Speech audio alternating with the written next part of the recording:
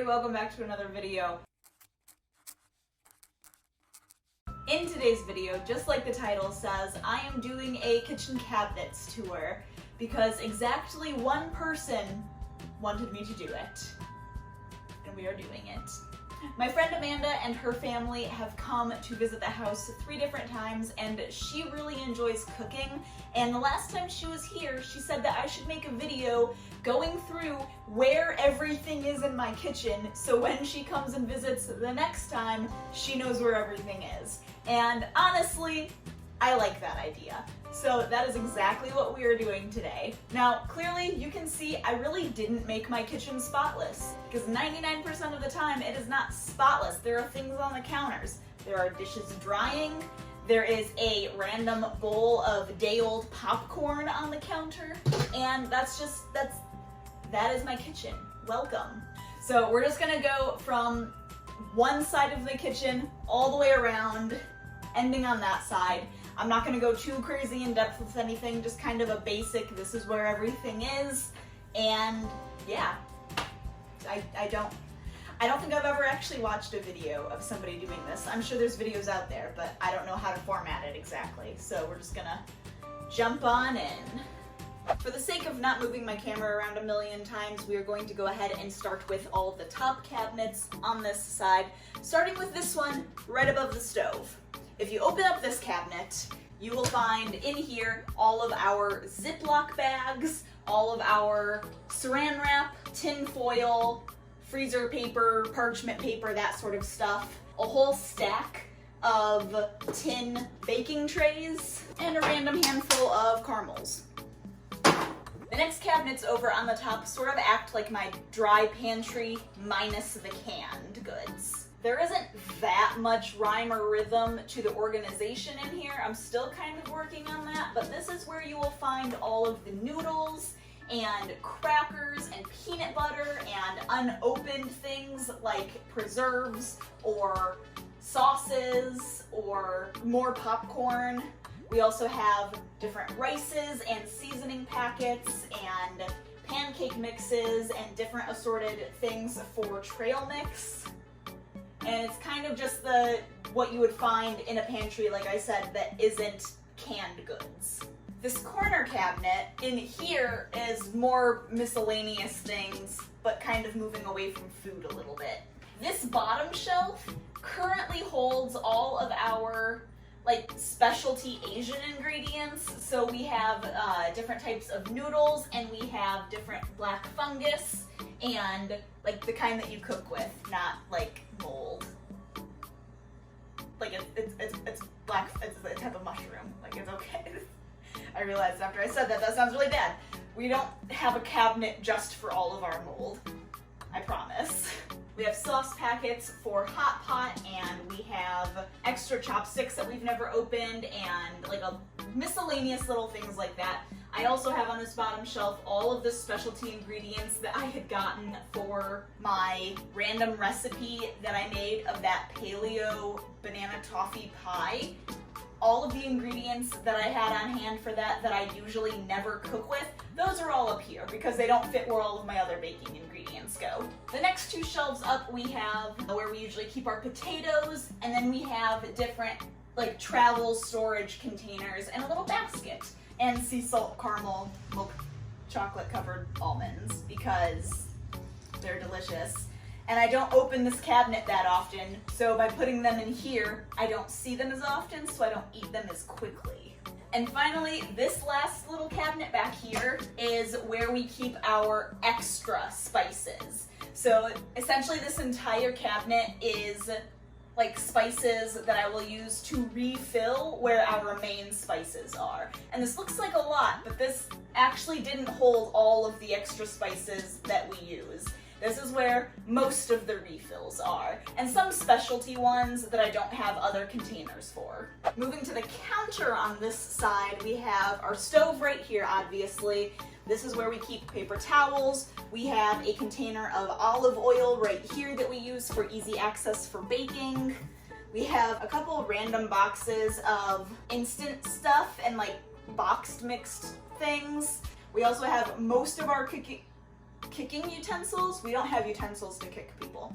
This is where we keep most of our cooking utensils. So we have all of our wooden spoons and spatulas in this little basket, and we have all of our whisks and larger serving spoons and ladles and things in this basket. This is also where we keep our salt and pepper grinders, and we have a tub of butter that always sits right here that is at room temperature, so if we ever make anything that needs butter, we have something that's already at room temperature that we can just spread right onto whatever we are making. Right here we have our knives. The block here is the knives we use for cooking with, so we use these to cut stuff up. And this little container is knives we use for serving. So if we are eating something that requires you to cut it as well, we usually will take these knives out and put them over for people to use to eat.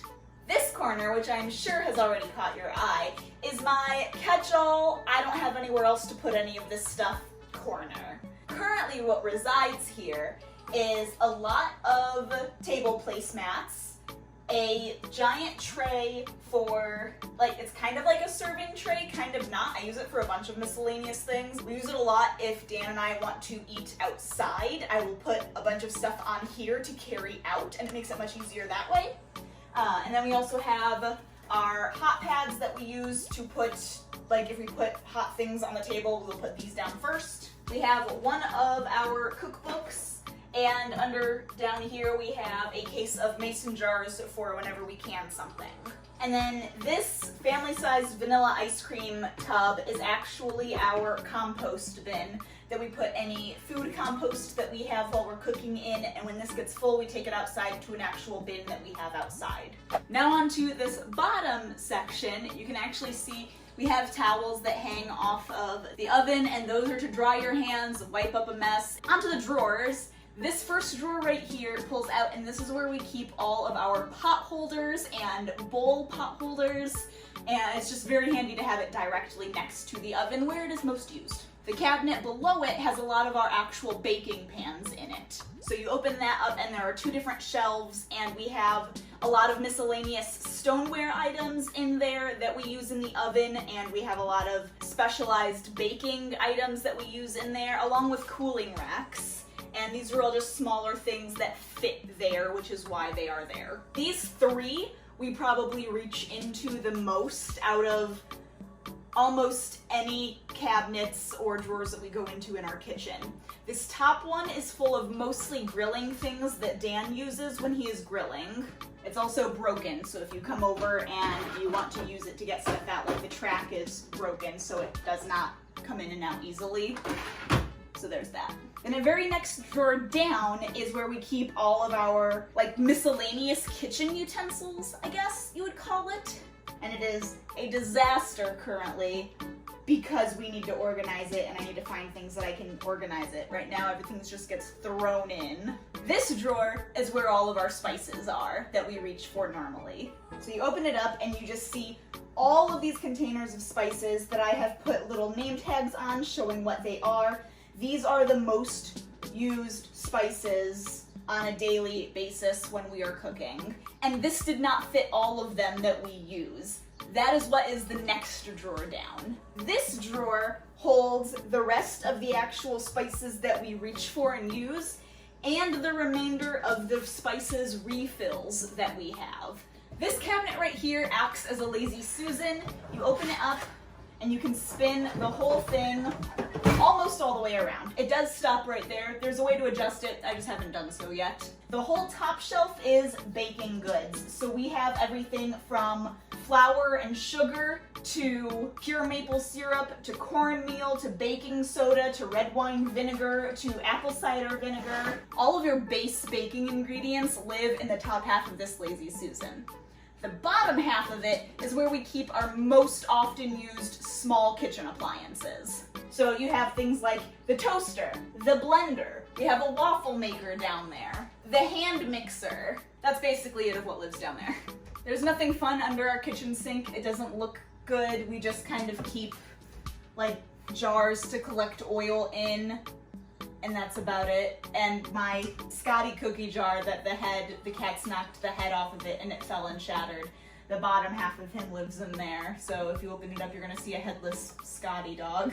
We'll switch it up a little bit on this side and start with the countertop. So as you can see right here, this is where we put our dishes to dry.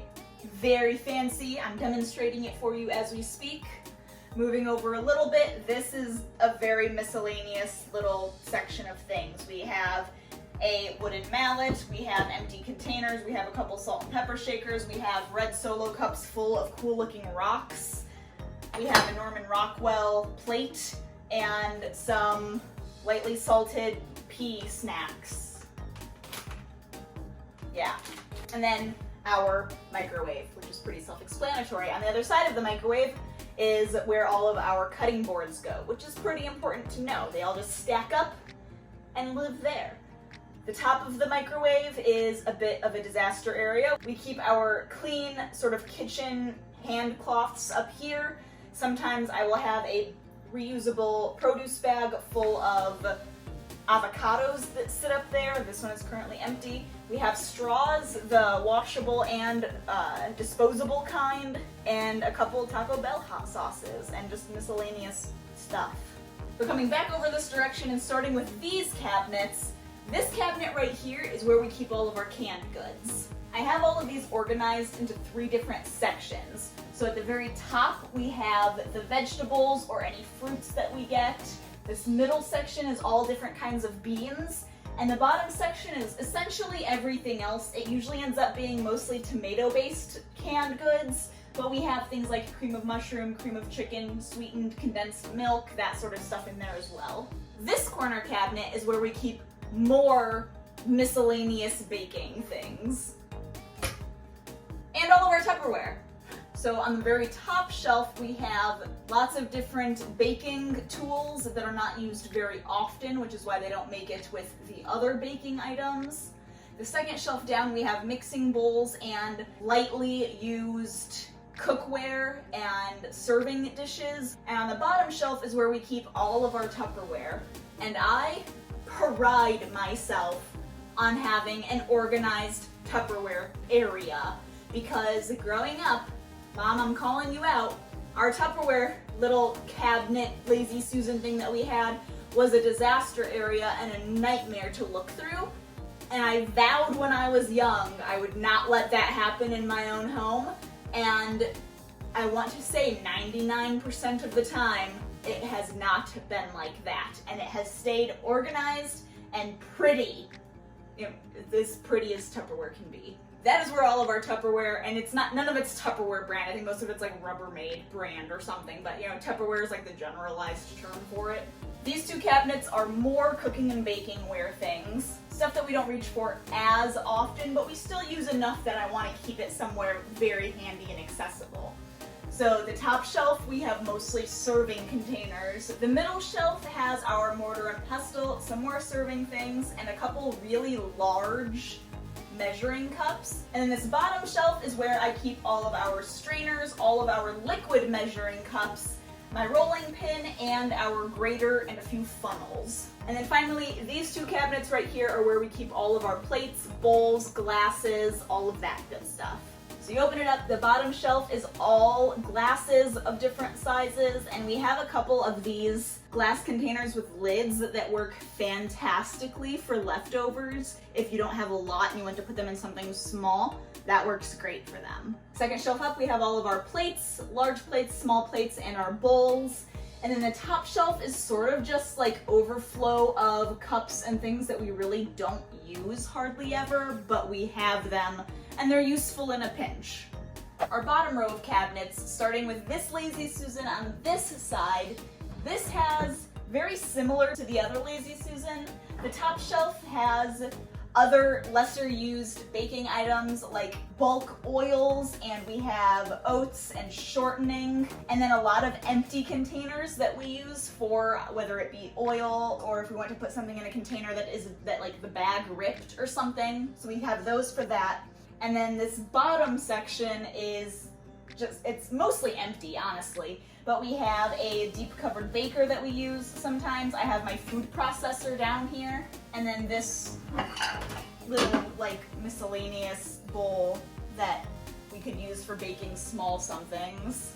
Right here we have our dishwasher, which again, towel hanging on it. Feel free to use that to wipe your hands or use it to wipe up a mess and then just toss it in the dirty laundry. This drawer is where we keep all of our silverware. So you have spoons, forks, both in 2 or 3 different sizes. You have slightly larger serving spoons. We have our butter knives. We have other sharp knives, including tomato knives. We have all of our chopsticks in the front here. We have some herb scissors, and we have other kitchen scissors.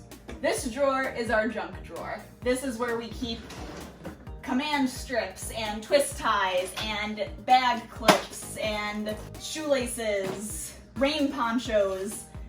Very much a junk drawer. But this is also where we keep a permanent marker and masking tape, because when we put leftovers in the fridge, we like to mark on a piece of masking tape on the lid of whatever we're putting the leftovers in what is in that leftovers, so when we go to pull things out of the fridge, we don't have to open things to find out what they are, and it actually keeps things fresh a lot longer because we're not pulling them out of the fridge and opening them to see and putting them back and taking them in and out. We just open the fridge, see what we want, and pull it out.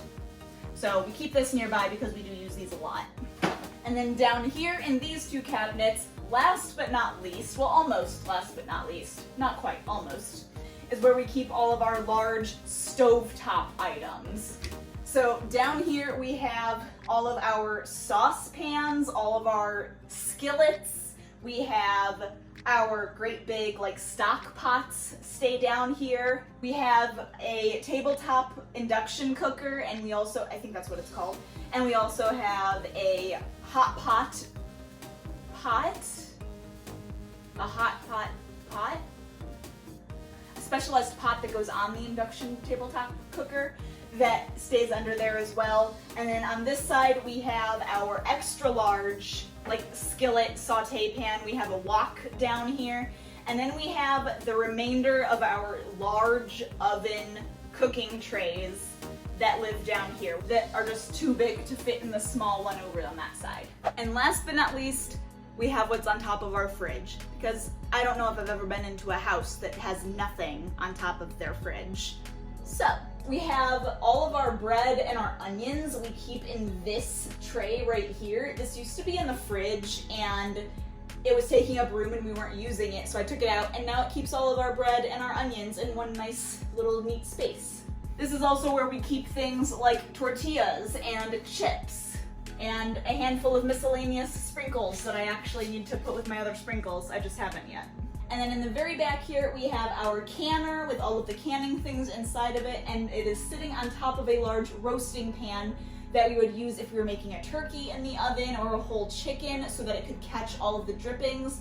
And Dan also uses it when he's smoking meat a lot because it catches all of the drippings from the meat while he's smoking it and keeps his smoker nice and clean.